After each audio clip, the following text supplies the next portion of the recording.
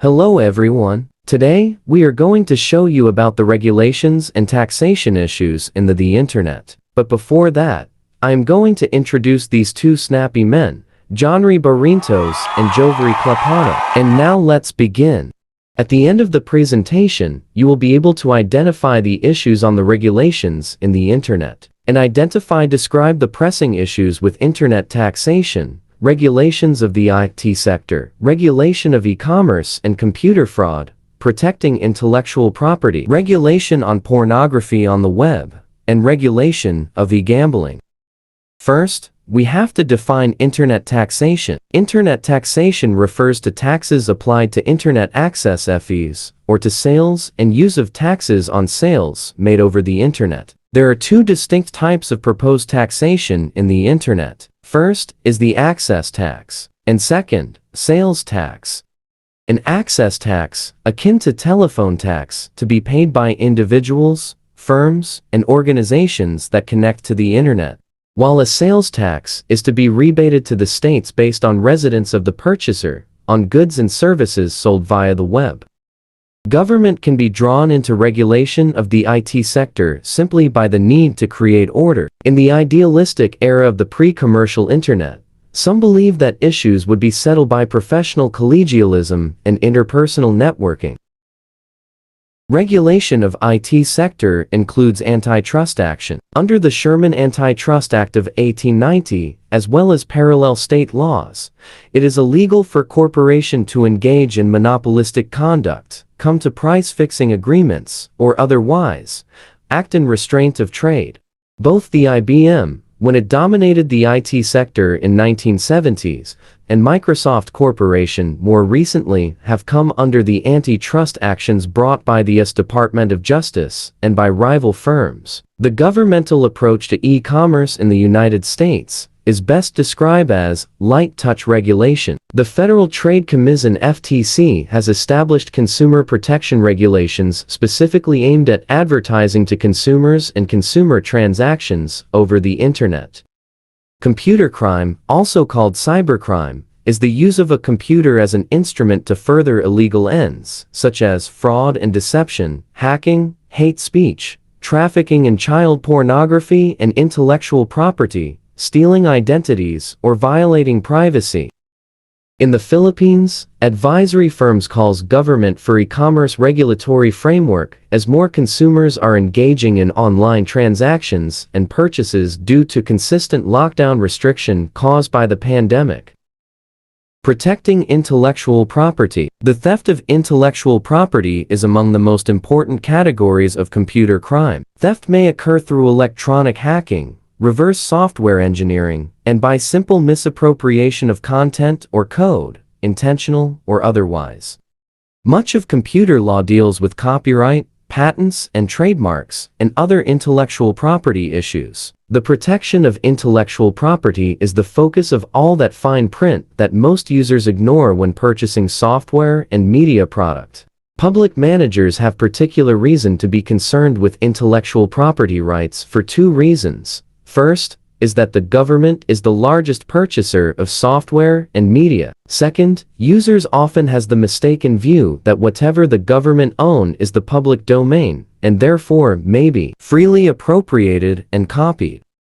Regulations of pornography in the web. Internet pornography is any pornography that is accessible over the internet, primarily via websites, FTP servers, peer-to-peer file sharing, or Usenet newsgroups. The regulation of pornography has always been a contentious issue, which has sparked wide-ranging debates surrounding the acceptability and place of pornography in society. The use of internet to distribute and access pornography has magnified this debate and has presented a number of challenges for the law in terms of effective and proportionate regulation. Following unsuccessful attempts by states to transpose traditional laws to cyberspace, a new and radical regulatory framework eventually evolved for regulating pornography. In this process, the focus of the law has changed from merely controlling the publication and distribution of obscene material to a model that aims to deter private consumption of illegal content. In addition, Various self- and go-regulatory initiatives have been introduced with the involvement of non-state actors,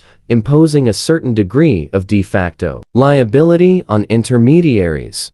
There are three major legal statuses that may apply to pornography. First is the obscene materials, which are those that violate contemporary community standards and thus may be censored or prohibited, even from adults. Child pornography is the second status, and material in this category are clearly illegal. Child pornography consists of depiction of sexual acts by minors and lewd display of genitals from minors. The third legal status is obscene for minors, meaning adults have the constitutional rights to view freely such erotic material, although it may be prohibited for minors. Several legislation has been passed by Congress for the protection of children against sexual exploitation.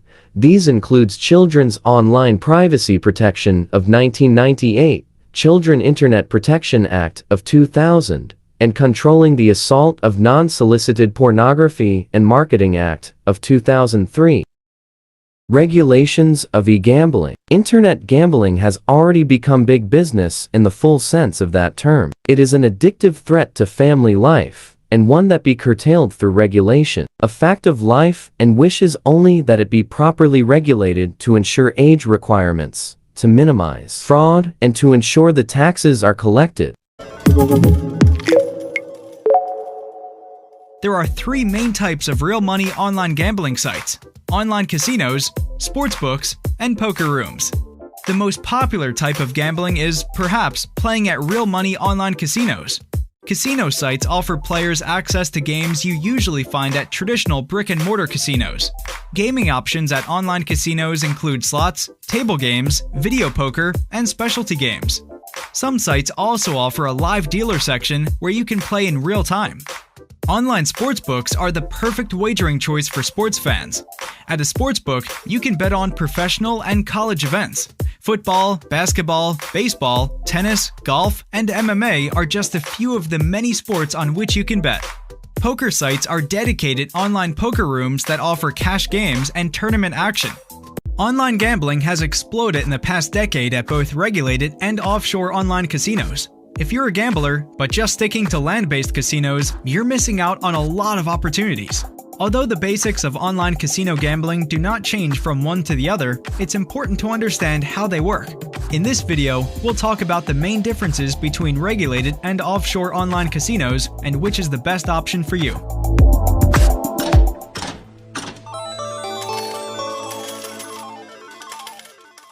The first thing you should know is that doors are open at both regulated and offshore casinos if you're an online player. While legal codes vary depending on your jurisdiction, one fact remains: online casino gambling is legal under US federal law. There are some notable differences between regulated and offshore online casinos.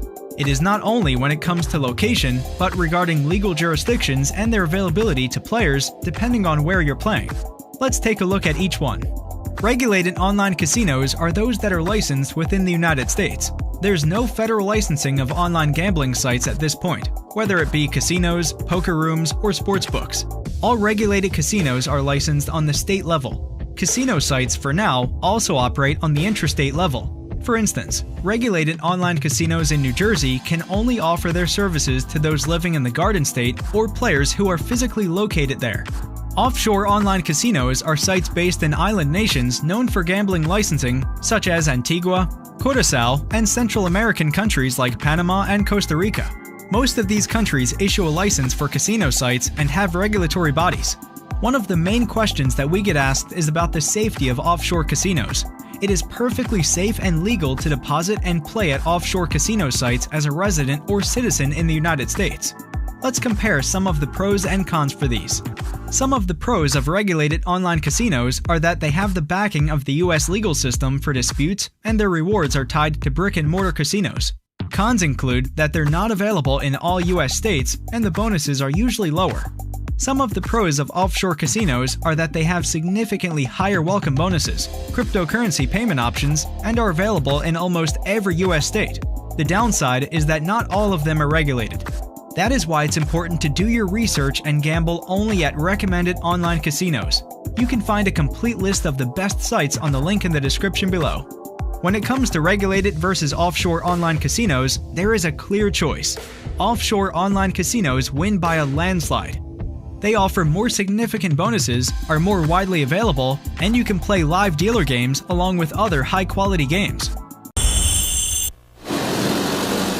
Sa gitna ng abalang business district na ito sa Pasig, isang inakalang call center ang tinarget ng mga operatiba ng Regional Special Operations Unit ng NCR Police Office. Your role is to secure yung every corner ng building. Ang mga empleyado ng FinAsia Tech Incorporated pinag-aaresto. Dito! Hey, you! What's up? Saan?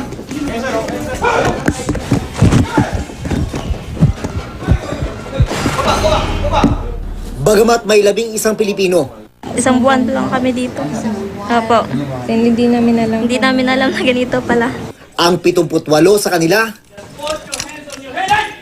puro mga Chino. So what's your job, sir? No, I don't speak English. Hindi pala ito basta call center lang. Ang alam lang po namin is BPO po. Yun So lang po. ano ibig sabihin na ang pagkakaalam nyo mga call Yes center po. agents Yes, na sir. nandito? Yes, sir. So bali ginagamit nito as Yes, call center sir. at mga agents nila yon. Kundi sentro ng operasyon ng illegal online gambling. Ang FinAsia Tech Incorporated walang lisensyang mag-operate ayon sa PAGCOR. Lahat ng mga ebidensya na pwedeng makolekta rito, kinukuha na ng mga miyembro ng Philippine National Police, mga cellphone, mga USB, at kung ano-ano pa. Itong mga nahuli naman itong mga foreign national, i-check sa Bureau of Immigration kung sapat ba o tama ba yung kanilang mga dokumento. Bukod sa illegal ang gambling operation, hininala rin ng mga otoridad na walang work permit ang mga naarestong Chino. In that investigation ang isasagawa natin para malaman natin kung sino rin ang mga responsible groups or individuals na nag-facilitate ng pagpasok nila dito. Habang gumugulong yan, mahaharap naman sa kasong paglabag sa Anti-Cybercrime Prevention Act ang mga naaresto. June Veneracion, GMA News. As a summary, regulations is not a story of government versus business. Strongest pro-regulation voices come from private sector. Regulation seeks to find a middle ground between individual and entrepreneurial freedom. Everywhere policymakers look in cyberspace, there are political issues to resolve.